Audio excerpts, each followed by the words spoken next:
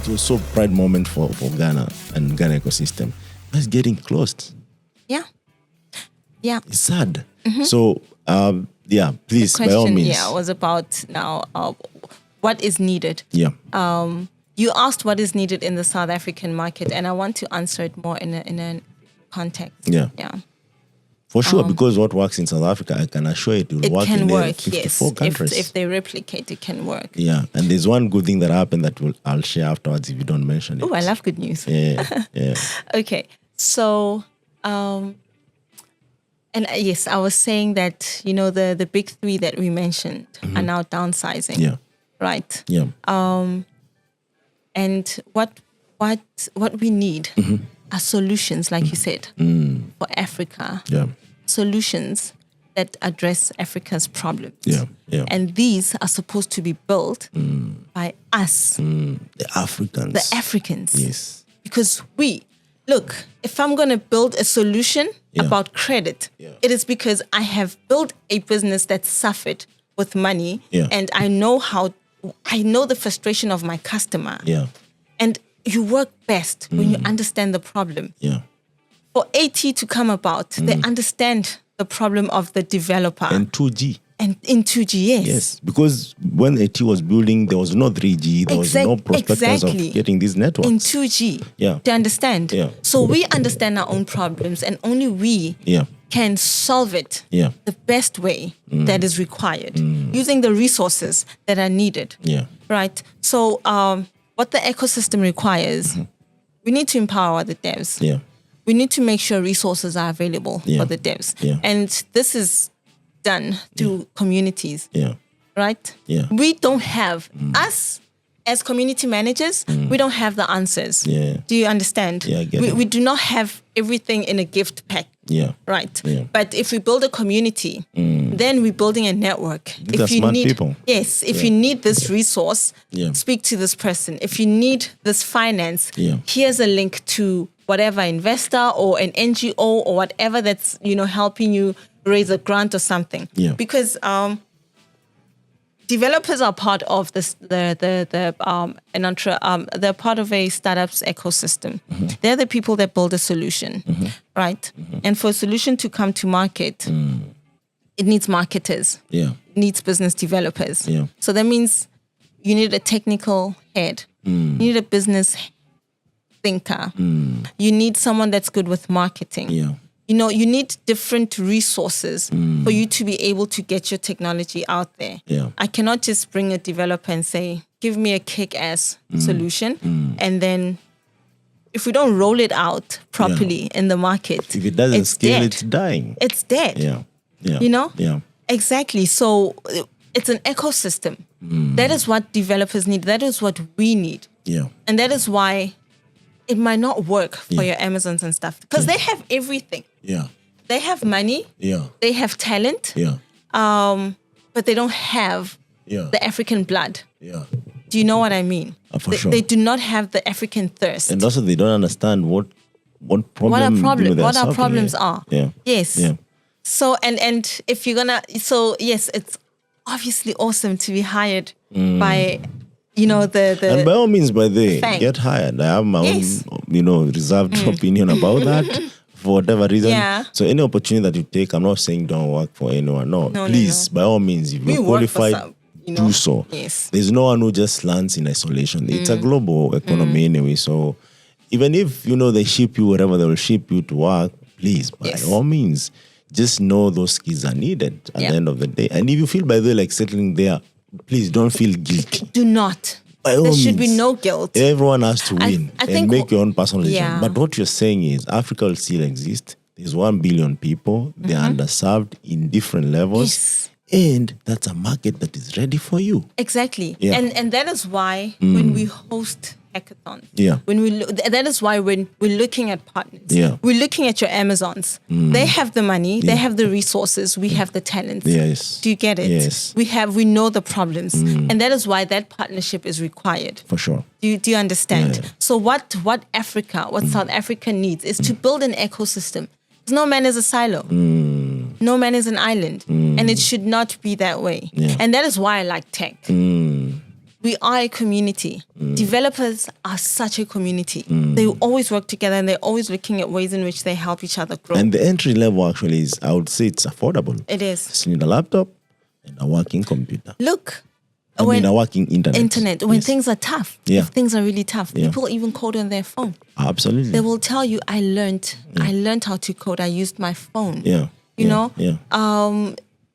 Look, like we need resources where we take away such stuff, where we're able to give people phones. I mean, laptops. To be able to learn how to code. To expose them to business incubators so that beyond just typing, you actually have a project that you're working on and that can go to market. 100%. And that is why and again, I'm not trying to sell AT here, but that is why we're building this community, right? Because we want to have a full circle where when a developer comes in, they're like, guys, I don't know how to code, but I have interest. Just come to our hackathons. When you find a laptop, if we're not at a stage where we're able to provide it for you, then you make means. You get a laptop. You learn. You build a product. We give you resources. We now have a startup pack, right? So we give you resources at affordable and next to nothing. And you're able to reach a market. You're able to test and reach a market. And if you're ready to scale, you're ready to be serving the rest of Africa. For sure. And now, as to what Africa needs, borderless. It doesn't make sense, right? It might not make sense to many, but we need borderless. It doesn't make sense. It doesn't. It doesn't. It doesn't matter how you look at it. From the up there, down here, from the waters, it doesn't make sense. And this is the good news that I think we're heading to the right place, but you're taking some time.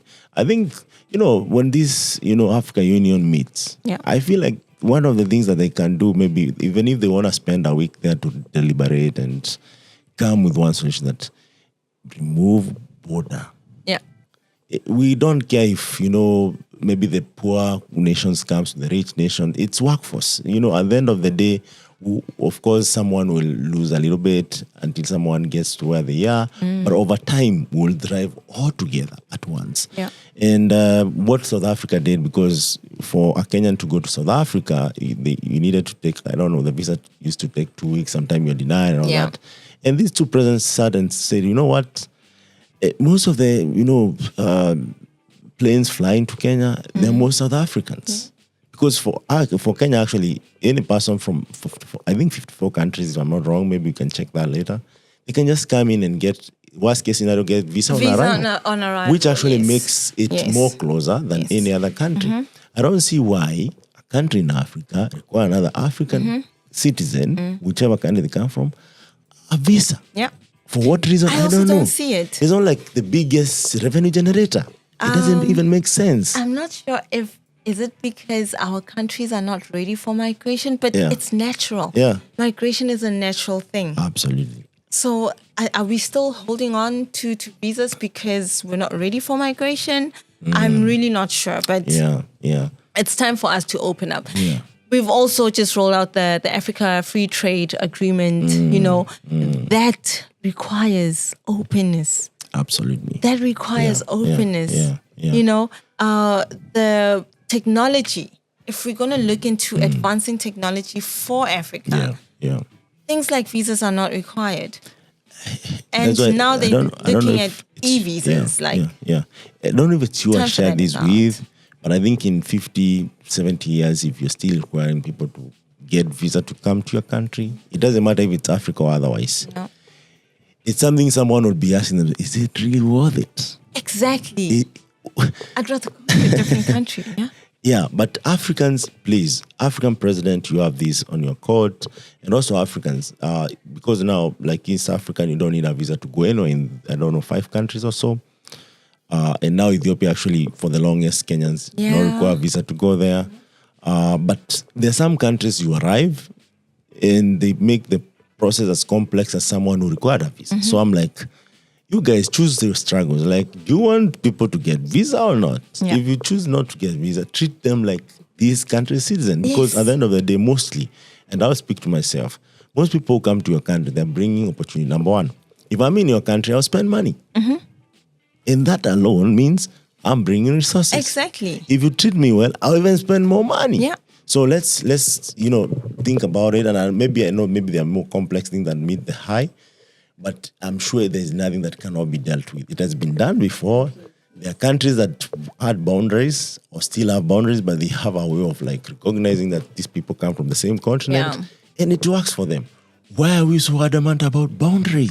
I'm just exactly. That's what I'm asking. Yeah. Are we not ready for migration? Why are we not? Yeah. Because migration is natural. Yeah. It's something that's been happening for generations. Yeah. And then one who is doubting this, let me give them a perspective. Guys, internet does not have boundaries. Exactly. And that's what has changed the world. Yes. If you want to change the world, be like internet. Exactly. Tumi Moagi, what's your parting shot? I would say, this is interesting. Build communities. Yeah. Yeah. Build relationships around what you want to achieve. Because no man is an island. For sure. And let's not pressure ourselves with unnecessary competition. We're not going to get far if we continue to compete. Yeah. Mrs. Oryaku, can I call you that? Yes. Mrs. Oryaku, thank you so much for gracing our show. And this is just a start. Okay. We are coming to South Africa. Of course. I'm excited. God willing. I'm excited. And there's more we need to do because I feel like we should be telling our own stories. Yeah. We should be authentic. We should be raw. We should be if someone listens to us, they say, those are Africans. I can relate to those guys. It's not something that is, being shaped to look like, we're trying to be like so-and-so, sound like so-and-so. And even also clear some of our childhood trauma where, we had to sound a certain way. Yes. We have our own. Right now, Swahili is the widely spoken language in Africa, right? Yes. So there are several other things that actually us at this particular point can actually contribute to this and more. Without further ado,